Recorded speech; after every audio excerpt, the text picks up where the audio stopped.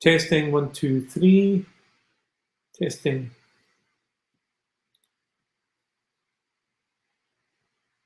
We'll do 1, 2, 1, 2, 1, 2. It's working. Okay.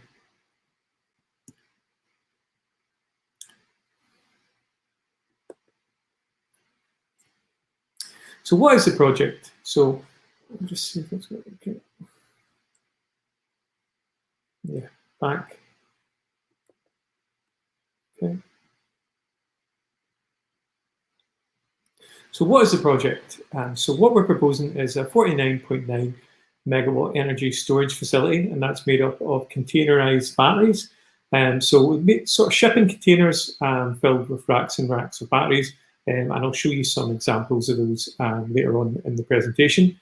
So that's the core of the development is the containers with the batteries inside, some associated equipment that goes along with those, an access track, a meter building, and the project itself is surrounded by a 3-meter high fence.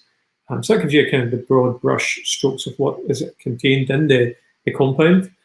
So what energy storage projects do, what all energy storage projects do in effect, is store excess energy from the grid.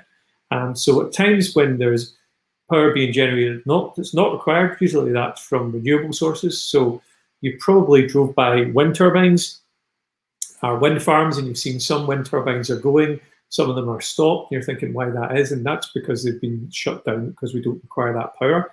So instead of shutting down wind turbines like that, we can store that electricity and put it back into the grid when it is needed. So in general terms, that's what energy storage projects do, is we store electricity, store power, and put it back into the grid when it is required. And that helps by balance supply and demand for the grid. But I'll go into that in a little bit more depth in a few slides' time. So who are Intelligent Land Investments Group? So we're an energy storage development company based in Hamilton in South Lanarkshire. The energy storage side of things started in 2017, where we had a mission of bringing 3 gigawatts of energy storage to Scotland. Previous to that, we were involved in renewable energy projects. So we had a lot of wind turbines, solar power as well, and some hydro schemes, which were involved in the feed-in tariff. But in 2017, we realised that energy storage was going to be the next thing that Scotland required. So, like I said, we had a mission of bringing 3 gigawatts of energy storage to Scotland. The majority of that coming from 3 pumped-storage hydro projects that we have. The first of those being Red John at Loch Ness, which has recently been consented. You might have seen that in the press. And also 1 gigawatt of battery storage, of which the project at Lochluichart would be part of. So why do we need energy storage? What's the point in having this kind of energy storage? And the reason is Scotland has a target of net zero by 2045. And to hit those targets, we're going to have a bigger shift away from conventional power to renewable energy, which is obviously already happening.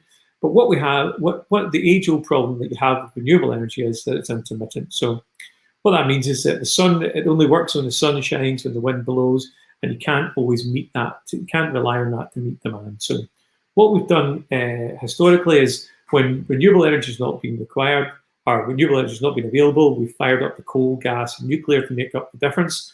But as we move away from fossil fuel generators and nuclear plants go offline, that means we become more and more reliant on this intermittent power source.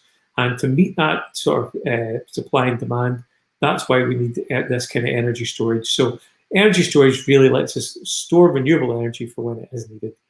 So National Grid ESO have estimated we could need up to 40 gigawatts of energy storage by 2050. Currently have around about 4.5 gigawatts. So we need 10 times what we have at the moment.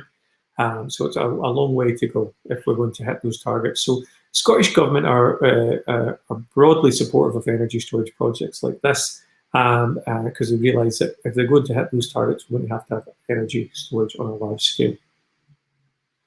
So why are we in this exact location, but why the project at Lochluichart Estate here? And the reason is that it's located next to the Grudy Bridge grid supply point.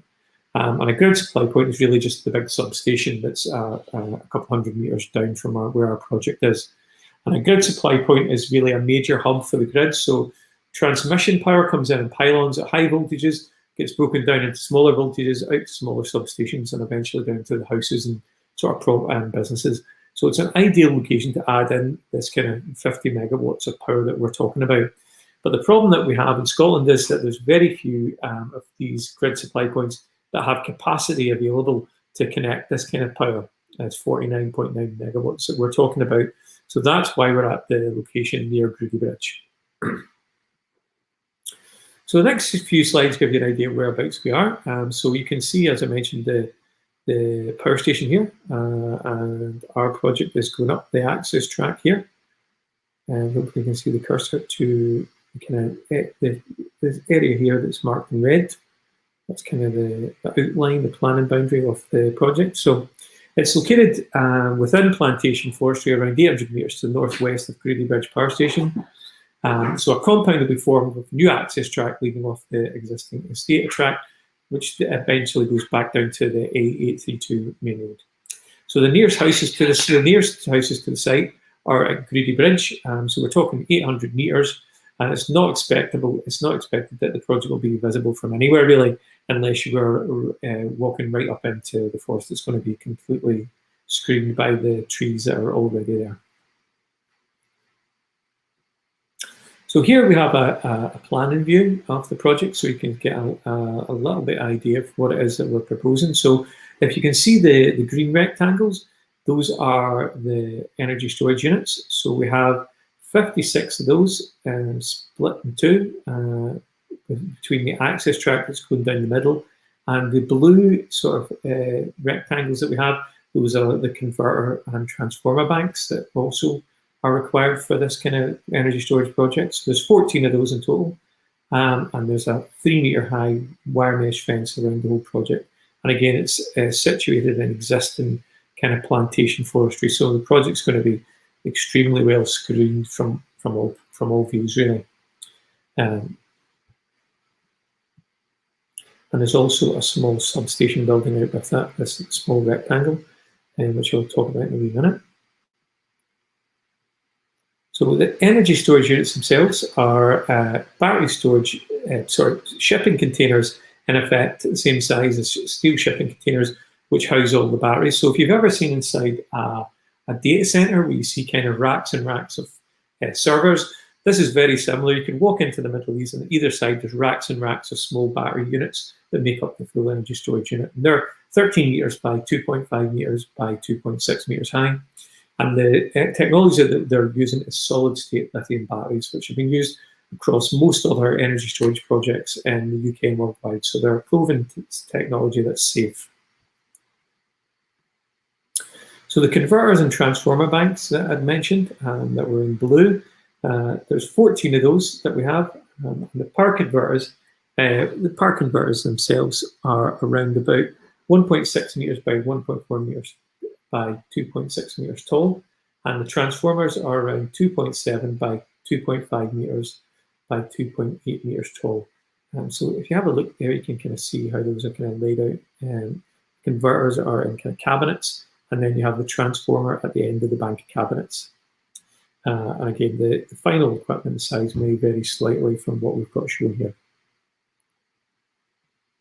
Substation building again is a small building. It's around 10 meters by 6 meters by 3.2 meters high, and that's a glass reinforced plastic building with a colour that will agree with the council. And basically that has all the equipment we need to get the power from the batteries to the grid, and from the grid to the batteries again. So hopefully that gives you a quick overview of what it is we're proposing, why we need energy storage, why we need it in this location, what the project's going to look like in the end. But myself and Simon will answer any questions that you have now. Thanks.